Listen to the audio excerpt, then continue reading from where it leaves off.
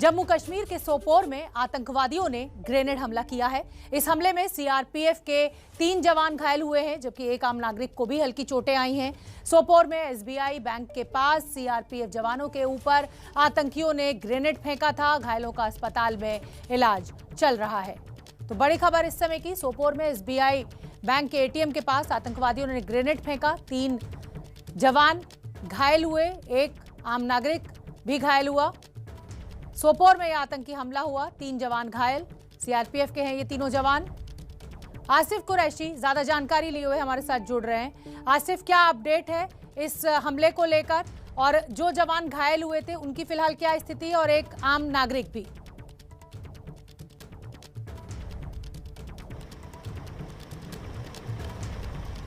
की नमाज के आसपास का समय था। तकरीबन 2:30 बजे के करीब ये ग्रेनेड फेंका गया था, जिसके कारण सड़कों पर जो थी भीड़ काफ़ी कम थी, लेकिन सुरक्षाकर्मी जो तैनात थे उनको निशाना बनाकर ये ग्रेनेड फेंका गया, जिसमें सीआरपीएफ के 3 जवान और एक आम नागरिक मामूली तौर से जख्मी हो गए हैं। सभी का उपचार सोपोर के डिस्ट्रिक्ट हॉस्पिटल में किया गया और उपचार के बाद उनको घर जाने की अनुमति भी दी गई है। लेकिन जिस तरीके से हाल फिलहाल के दिनों में मिलिटेंट्स की तरफ से जो कार्रवाइयाँ हैं वो तेज़ कर दी गई है।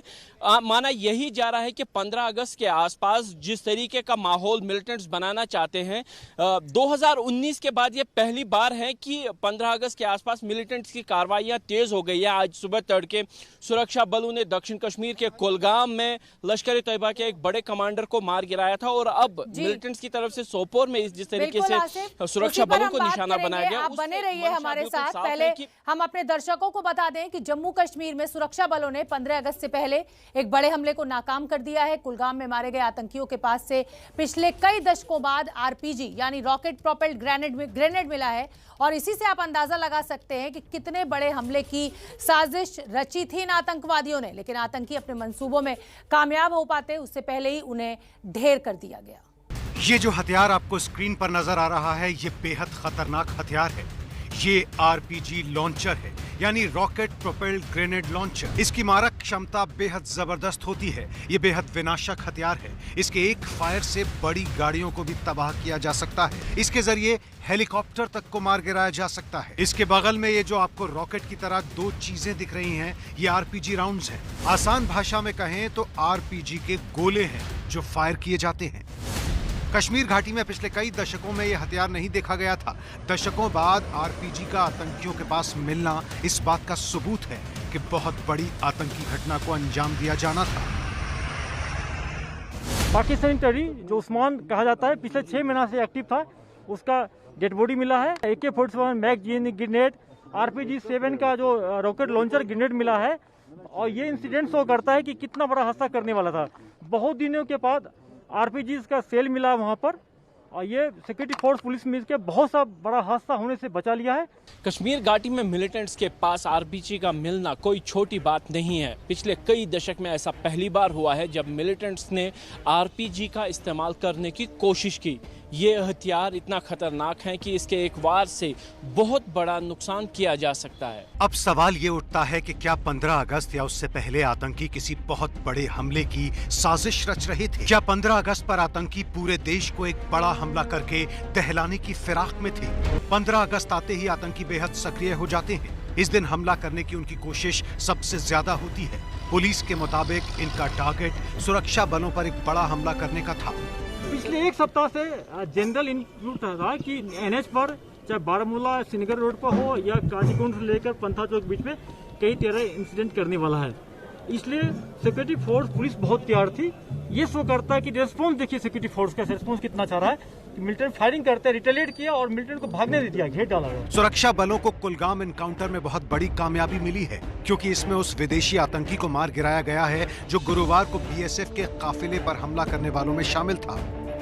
कुलगाम एनकाउंटर ने बड़ा हमला नाकाम किया। मारे गए आतंकी का नाम उस्मान था। उस्मान पाकिस्तान का रहने वाला था।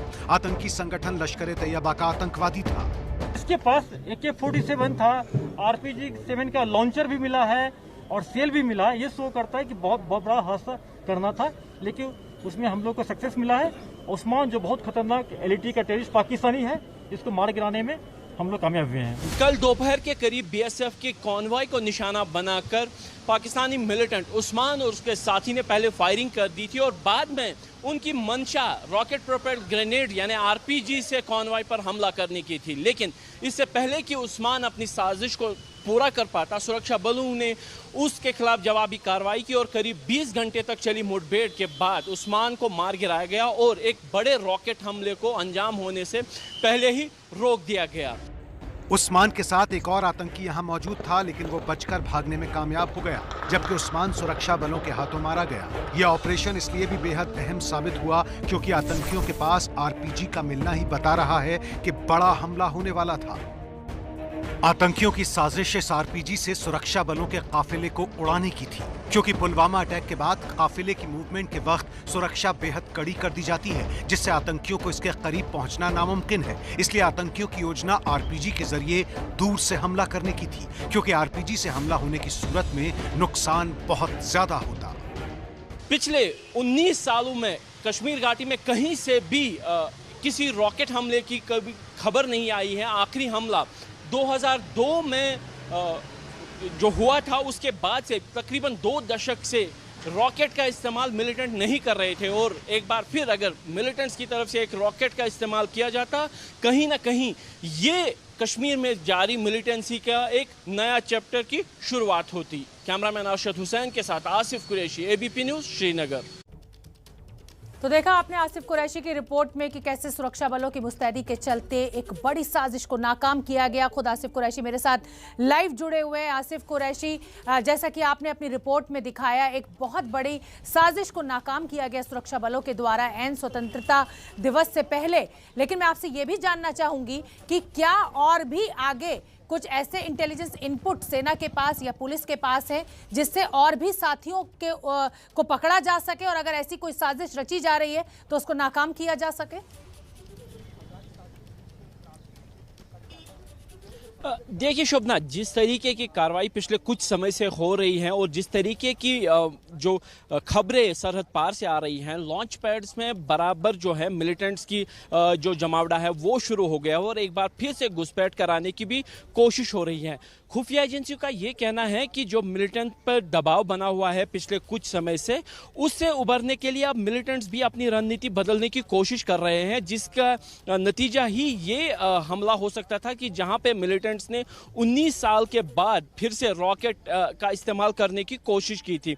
इससे पहले 28 नवंबर 2002 को श्रीनगर के रेडियो स्टेशन पर रॉकेट हमला किया गया था। उसके बाद से पिछले 19 साल में कभी भी रॉकेट इस्तेमाल नहीं हुआ। भले ही मिलिटेंट्स के पास से रॉकेट लॉन्चर मिले थे या रॉकेट के शेल्स मिले थे या सरफेस टू एयर मिसाइल तक मिले थे, लेकिन जिस तरीके से सुरक्षा बलों का दबाव मिलिटेंट्स पे बना हुआ था, वो इन हथियारों का आज तक इस्तेमाल नहीं कर पाए थे। लेकिन अब जो चेंज आ रही है, कहीं ना कहीं इसमें अफगानिस्तान का भी दखल दिख रहा है। अफगान में जिस तरीके से तालिबान अपनी पकड़ बनाए हुए हैं, उसी की देखा देखी अब कश्मीर में सक्रिय मिलिटेंट्स भी लग रहा है कि अपनी रणनीति बदलकर ऐसे हथियारों का इस्तेमाल करने लगे हैं जिससे दूर से सुरक्षा बलों को निशाना बनाकर उनको ज़्यादा से ज़्यादा नुकसान पहुँचाया जा सके। शोभना?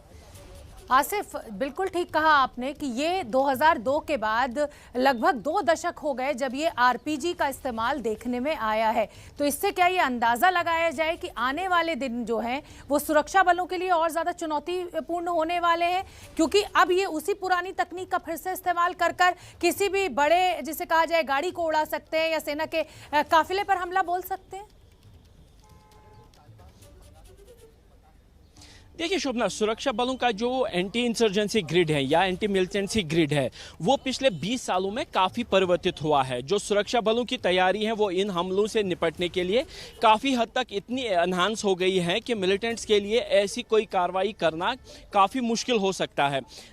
कुलगाम में आज जो अटैक हुआ था, जो एनकाउंटर हुआ था, उसके दौरान जो सुरक्षा बलों ने मिलिटेंट को मारने के लिए आरपीजी का इस्तेमाल किया, उस बिल्डिंग को उड़ाया और उस्मान नामी मिलिटेंट को मार गया। लेकिन मिलिटेंट इतना ट्रेंड था कि उसने सुरक्षा बलों के 2 ड्रोन्स को नष्ट कर दिया। यानी ऐसे ड्रोन जो एनकाउंटर के दौरान मिलिटेंट पर नजर रखने के लिए इस्तेमाल हो रहे थे, उन 2 ड्रोन्स को मिलिटेंट ने फायर करके खराब कर दिया। यानी जो मिलिटेंट्स की रणनीति है वो बदली हुई है कि ना सिर्फ वो अब नए प्रकार के हथियार इस्तेमाल करने की कोशिश कर रहे हैं, बल्कि साथ साथ हाईली ट्रेंड लोग जो कश्मीर आने की फिराक में हैं, माना यही जा रहा है कि हो सकता है कि पिछले कुछ समय से भले ही सेना ये दावा कर रही हो कि कोई भी घुसपैठ सरहद पर नहीं हुई है, लेकिन लग यही रहा है कि किसी नए रास्ते से बड़ी संख्या में जो है ट्रेंड मिलिटेंट्स को कश्मीर भेजा जा चुका है, जो अब 15 अगस्त के आसपास या आने वाले दिनों में कोई कार्रवाई करेंगे जिससे सुरक्षा बलों को बड़ा नुकसान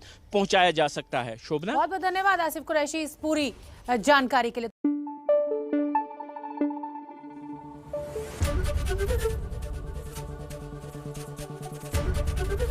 एबीपी न्यूज आपको रखे आगे।